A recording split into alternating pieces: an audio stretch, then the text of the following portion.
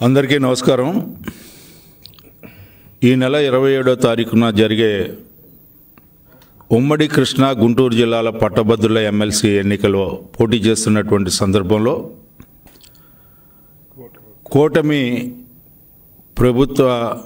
కూటమి పార్టీ అభ్యర్థిగా కూటమి బలపరిచినటువంటి అభ్యర్థిగా పెద్దలు చంద్రబాబు నాయుడు గారికి, పవన్ కళ్యాణ్ గారికి, పురంధేశ్వరి గారికి, నారా లోకేష్ గారికి ధన్యవాదాలు తెలుపుకుంటూ ఈ నెల 7వ తారీఖున నామినేషన్ వేసే సందర్భంలో ముఖ్యంగా ఈ కార్యక్రమానికి కూటమి నాయకత్వం అదేవిధంగా కార్యకర్తలందరూ కూడా తరలి రావాలని చెప్పి, నామినేషన్ పర్వం విజయవంతం చేయాలని చెప్పి కోరుకుంటూ,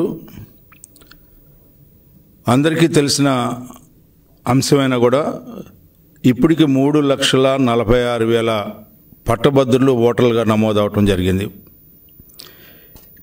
ఈరోజు కూడా నమోదు చేసుకునే అవకాశం ఉంది.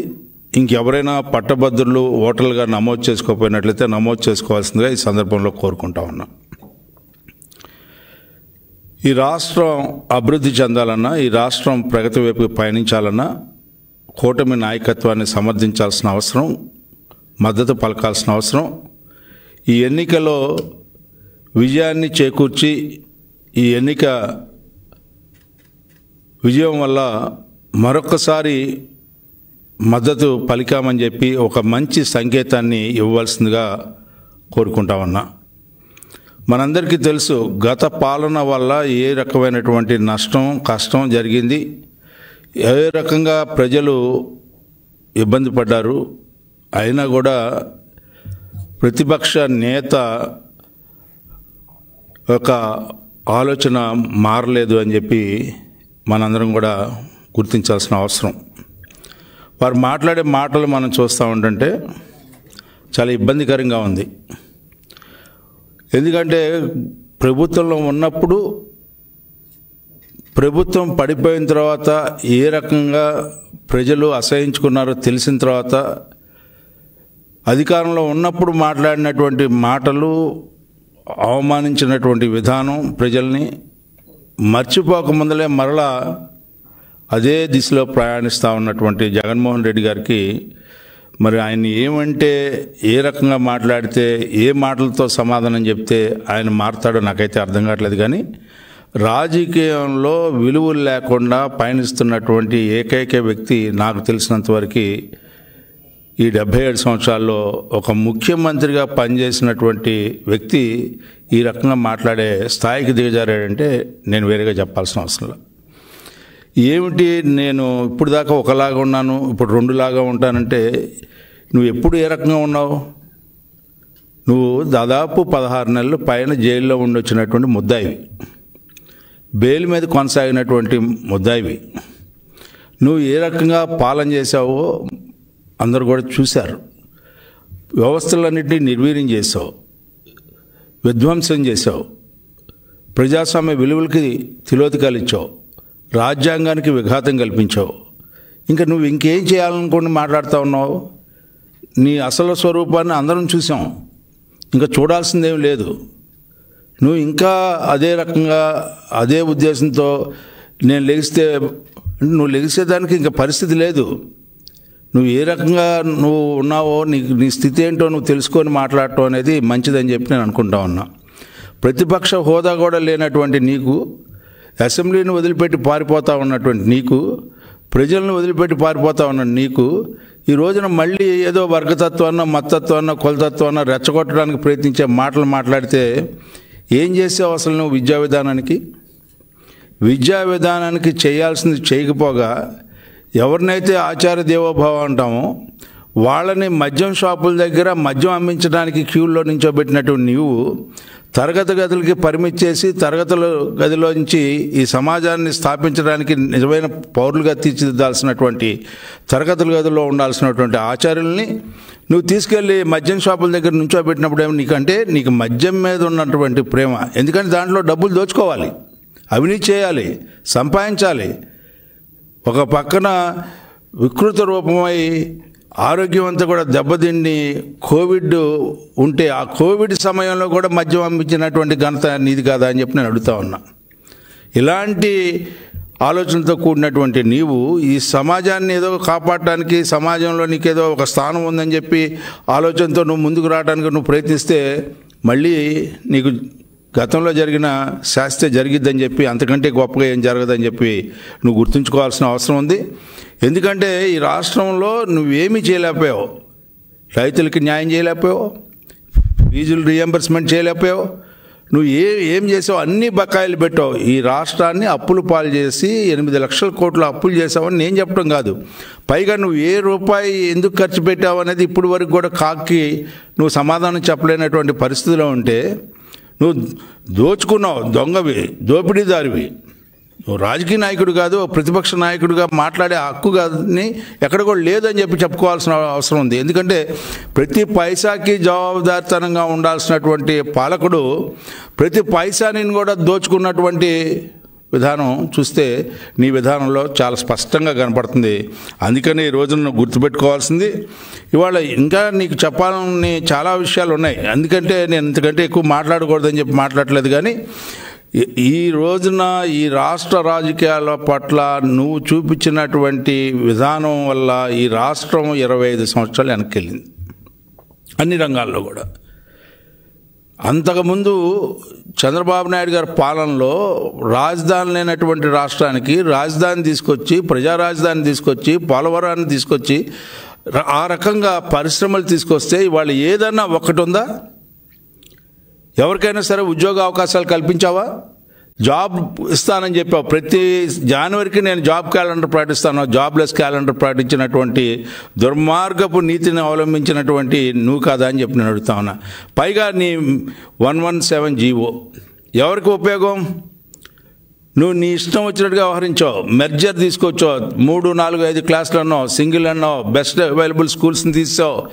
టోటల్గా విద్యా విధానాన్ని నాశనం చేసి నాడు నేడు కేవలం అవినీతి చేయడానికి ఆ నాడు నేడు నిధుల్ని పూర్తిగా దుర్వినియోగం చేసినటువంటి నాయకుడు ఎవరైనా అంటే జగన్మోహన్ రెడ్డి అని చెప్పి చెప్పుకోవాల్సిన అవసరం కూడా లేదు. ప్రజలు ఆ రకంగా గుర్తించబట్టే ఒక చారిత్రాత్మకమైనటువంటి తీర్పు, ఎవరు కూడా ఊహించినటువంటి తీర్పు, 77 సంవత్సరాల్లో ఇవ్వనటువంటి తీర్పు ఈరోజు ప్రజలు ఇచ్చినటువంటి ప్రభుత్వం ఈనాటి కూటమి ప్రభుత్వం. అది గుర్తుపెట్టుకో. ప్రజలు ఘనంగా ఇచ్చినటువంటి తీర్పు ద్వారా ఏర్పడినటువంటి ఈ కూటమి ప్రభుత్వాన్ని నువ్వు ఎక్కడ కూడా ఏది కూడా కదిలించలేవని చెప్పి నువ్వేదో ఎంట్రుకలు అని మాట్లాడుతూ ఉన్నావు. ఎంట్రుకలన్నీ రాలిపోతూ ఉన్నాయి. ఇంక నీకు ఉండేది ఏమి లేదని చెప్పి నేను అనుకుంటా ఉన్నా. నువ్వు ఏమి అనుకోవటానికి కూడా ఏమి లేదు. కాబట్టి జగన్మోహన్ రెడ్డి గారు స్వస్తిగా ఉంటే మంచిది అని చెప్పి ఈ సందర్భంగా మనవి చేసుకుంటూ సెలవు తీసుకుంటాను.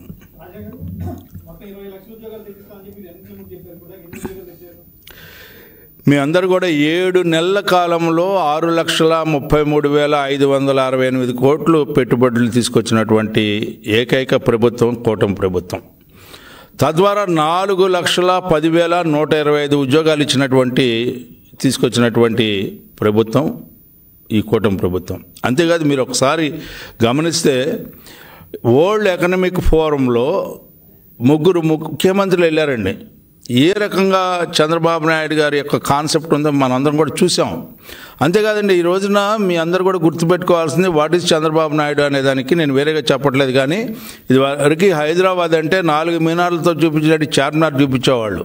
ఇవాళ హైదరాబాద్ అంటే మనం సృష్టించినటువంటి ఎవరి మేధస్సులోంచి వచ్చినటువంటి హైటెక్, ఆ హైటెక్ని చూపిస్తూ ఉన్నారు. That is how he was called as a brand ambassador.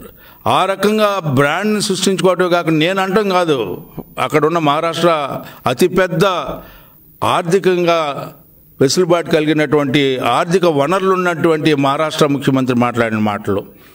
అంతేకాకుండా ఈ రోజున 3 ముఖ్యమంత్రులని ఎవరు ఫోకస్ అయ్యారు అంటే, మరి అక్కడ ఫోకస్ అయింది మన రాష్ట్ర ముఖ్యమంత్రి మన అధినేత చంద్రబాబు నాయుడు గారు. ఎందుకు అంటే ఆయన ఉన్నటువంటి సంకల్పం. ఆ రోజున విజన్ 2020 ప్రకటించినప్పుడు కానీ, ఈ రోజున విజన్ డాక్యుమెంట్ 2047 ప్రకటించినప్పుడు కానీ, ఎందుకంటే ఆయనకు ఒక విజనరీ లీడర్షిప్ ఉంది, ఆయనకు సంకల్పం ఉంది, ఎన్నో సంస్కరణలు తీసుకొచ్చారు. ఈ రోజున విద్యా విధానంలో 1 కిలోమీటర్కి ఒక స్కూల్ కానీ, 2 కిలోమీటర్లకు ఒక అప్పర్ ప్రైమరీ స్కూల్ కానీ, 5 కిలోమీటర్లకు ఒక హై స్కూల్ కానీ, లేకపోతే ఒక డివిజనల్ హెడ్ క్వార్టర్స్లో ఇంజనీరింగ్ కానీ, లేకపోతే మెడికల్ కాలేజ్ కానీ, ఆ రకంగా విద్యా వ్యాప్తి ఒక వర్గానికో ఒక వర్ణానికో కాకుండా అందరికీ విద్య అందాలని చెప్పి ఆలోచించినటువంటి నాయకుడు చంద్రబాబు నాయుడు గారు. అలాంటి సంకల్పం కలిగినటువంటి కమిట్మెంట్, ఏ రకమైనటువంటి కమిట్మెంట్, నేనేం చేయాలి నా ప్రజలకు అని చెప్పి నిరంతరం ఆలోచించే ఈ నాయకుడికి, నేను ఎప్పుడు దోచుకోవాలి, ఎట్లా దోచుకోవాలి, ఏ రకంగా దోచుకోవాలని చెప్పి ఆలోచించే నాయకుడికి ఈ రోజున నక్కకి నాగలో అనుకున్న తేడా ఉంది అనేది కూడా మనం గమనించాలి.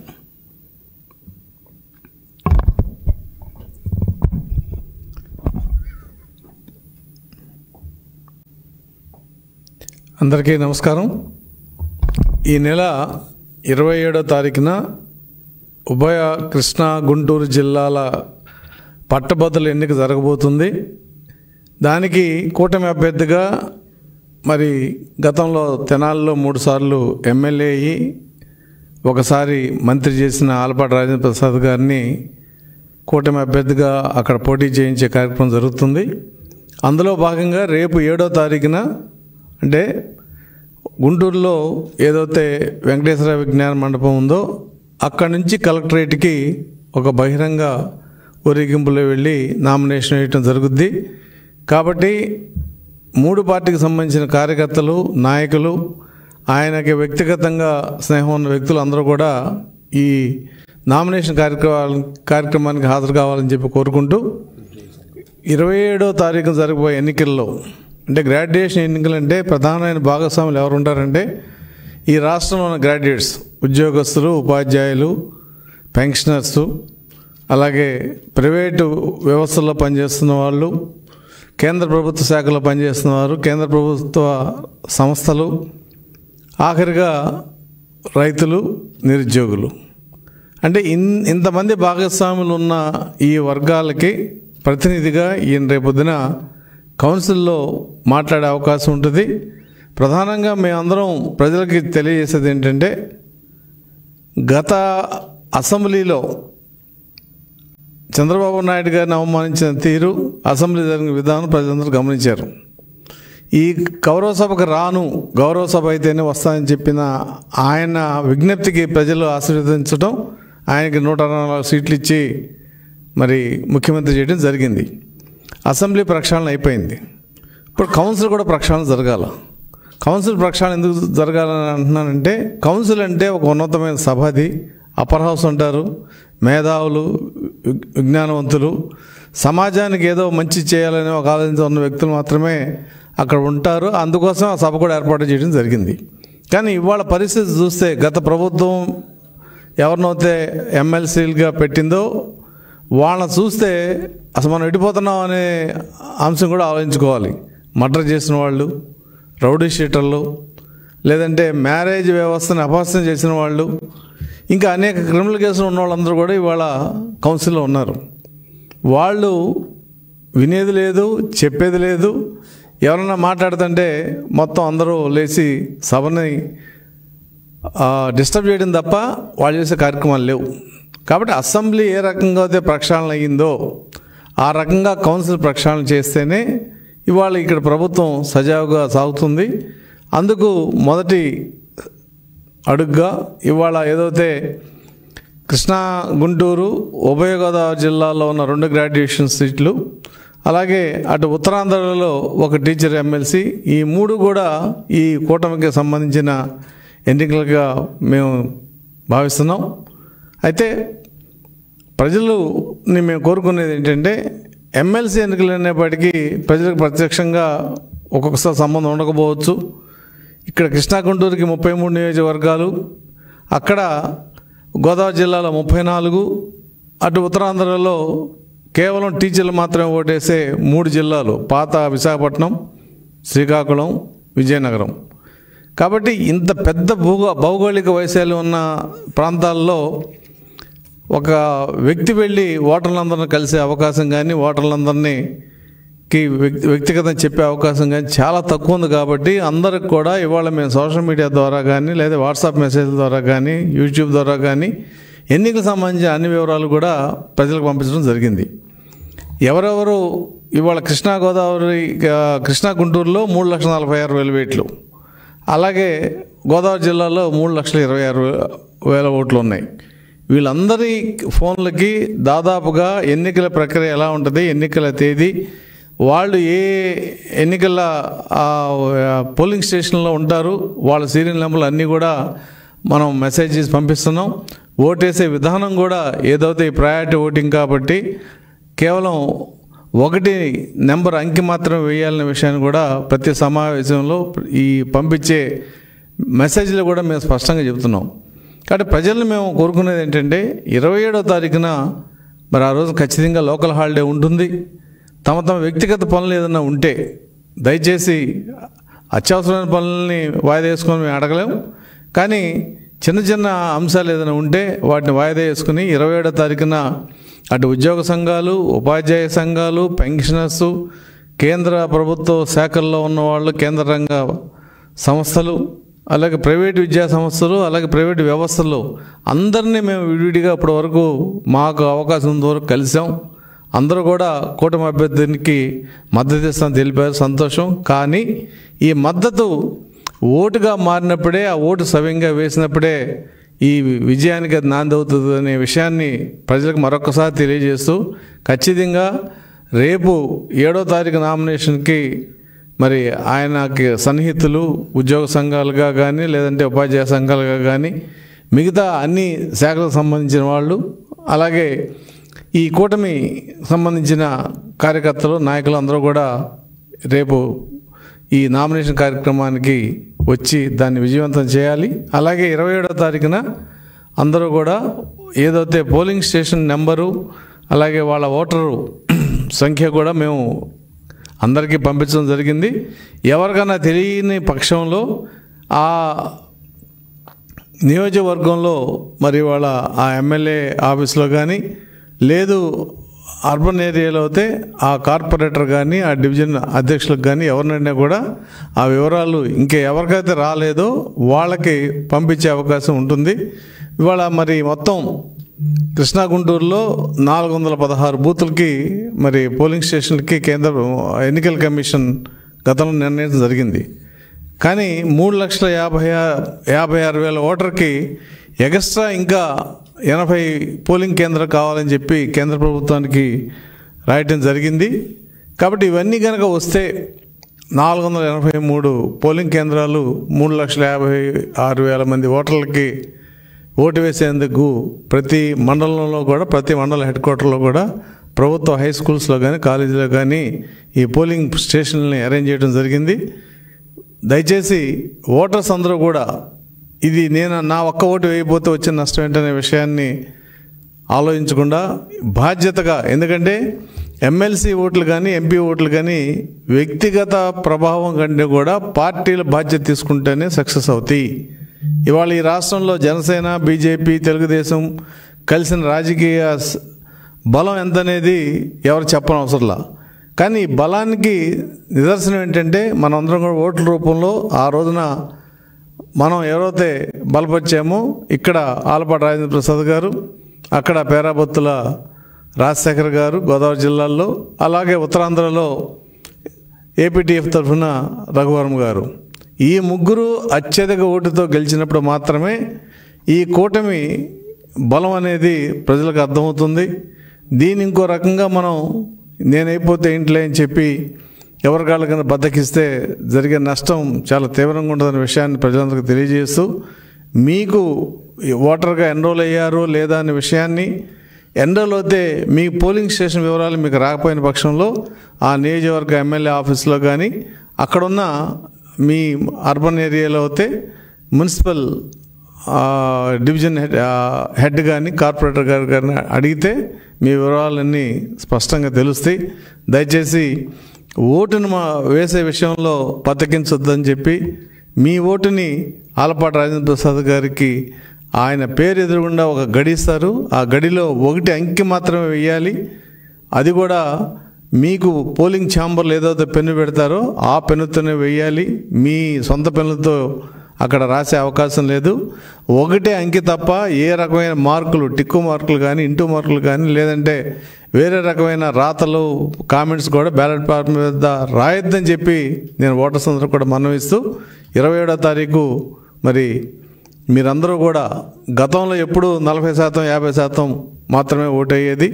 మొన్న 23లో జరిగిన 3 గ్రాడ్యుయేట్ ఎన్నికల్లో కొద్దిగా పెరిగినా కూడా మరి ఈసారి కూటమి అభ్యర్థిగా ఎవరైతే ఈ 2 జిల్లాల్లో అంటే 2 నియోజకవర్గం నిలబడుతున్నారో వీళ్ళందరూ అత్యధిక మెజార్టీతో గెలిచే విధంగా మీరందరూ సహకరించాలని చెప్పి కోరుకుంటూ సెలవు తీసుకుంటున్నాను.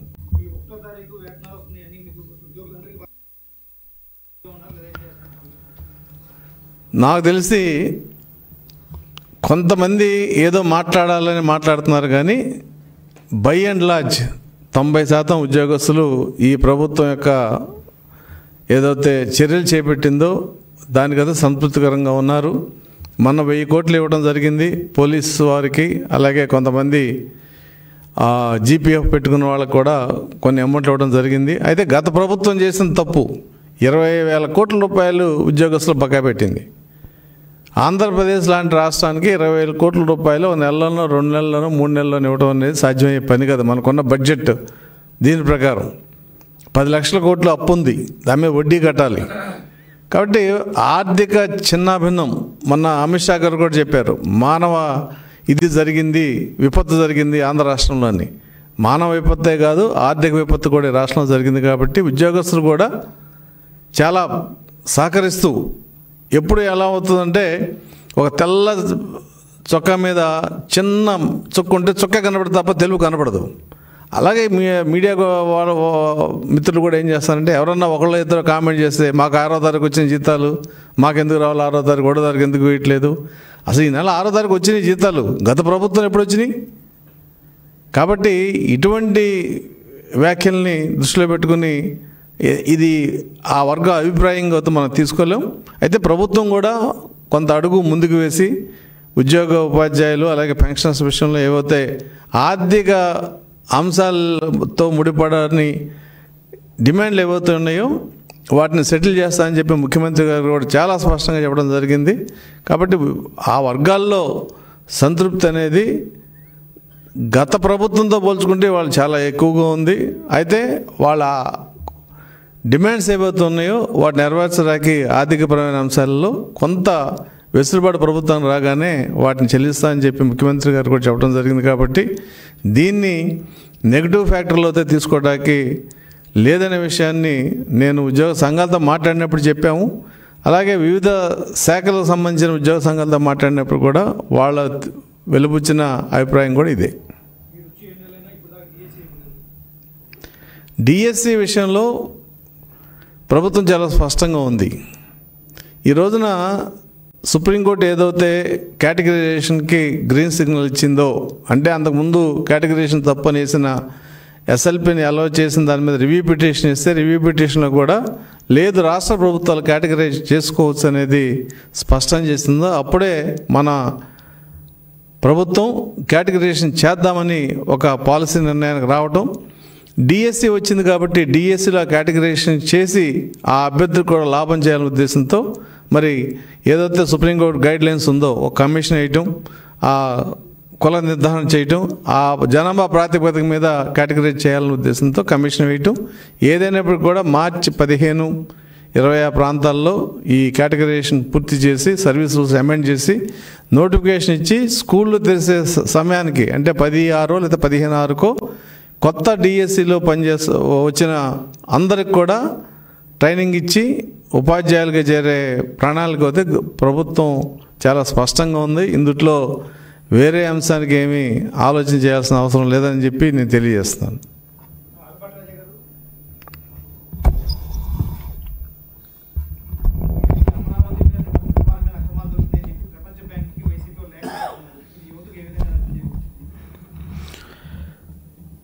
గతంలో కూడా ఇదే రకమైనటువంటి విధానాన్ని అవలంబించినటువంటి వైసీపీ నాయకత్వం మరలా వారు చేసిన విధ్వంసం చాలదు అన్నట్టుగా, దోచుకున్నది చాలదు అన్నట్టుగా ఈ రోజున అభివృద్ధి చేయడానికి ప్రయత్నించే ఈ కూటమి ప్రభుత్వానికి ఈ రోజున వనరులను సమకూర్చుకుంటూ, ప్రాజెక్టులను తెచ్చుకుంటూ, అదేవిధంగా పరిశ్రమలను ఏర్పరచుకుంటూ ఉపాధి కల్పించాలని చెప్పి, ఉత్పాదక పెంచుకోవాలని చెప్పి ప్రయత్నించే ఈ కూటమి ప్రభుత్వానికి ఈ రోజున మోకాలు అడ్డు పెట్టడానికి అనేక రకాల ప్రయత్నాలు, అనేక రకాలుగా కుయుక్తులు పడుతూ ఉన్నటువంటి నాయకత్వం జగన్మోహన్ రెడ్డి నాయకత్వం.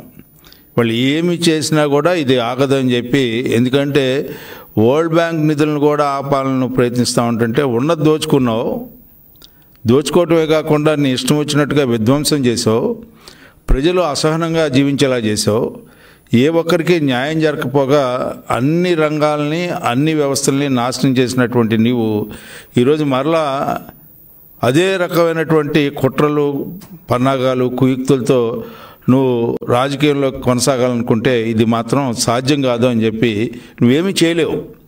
ఎందుకంటే ప్రజలు పూర్తిగా నిన్ను వదిలేశారు. మామూలుగా వదిలేయటం కాదు, ఈ రోజున మళ్ళీ ఒకసారి ఎప్పుడైనా సరే ఏ ఎన్నికలైనా జరగని ఈ రాష్ట్రంలో నీకు డిపాజిట్లు రావు అని చెప్పి గుర్తుపెట్టుకోవాల్సిన అంశం. అందుకనే నువ్వు ఈ రోజున దొంగచాటుగా వ్యవహరిస్తూ ఉన్నావు. బహిష్కరించాను అని చెప్పి ఎన్నికలు చెబుతా ఉన్నావు, మళ్ళీ పైగా ఇండైరెక్ట్గా వేరే అభ్యర్థులకు నువ్వు సపోర్ట్ చేస్తున్నావు. ఇది నీ వరుస. మొదటి నుంచి ఏంటంటే నీ ఆలోచన, నీ యొక్క విధానం, నువ్వు ఏ రోజు కూడా ఈ రోజున ప్రజల యొక్క అభివృద్ధి గురించి, ప్రజల యొక్క పురోగతిని గురించి, ప్రజలు అభివృద్ధి చెంది సమాజంలో అన్ని వర్గాలు కూడా బాగుండాలనే ఆలోచన నీకు ఎప్పుడూ లేదు, రాదు కూడా.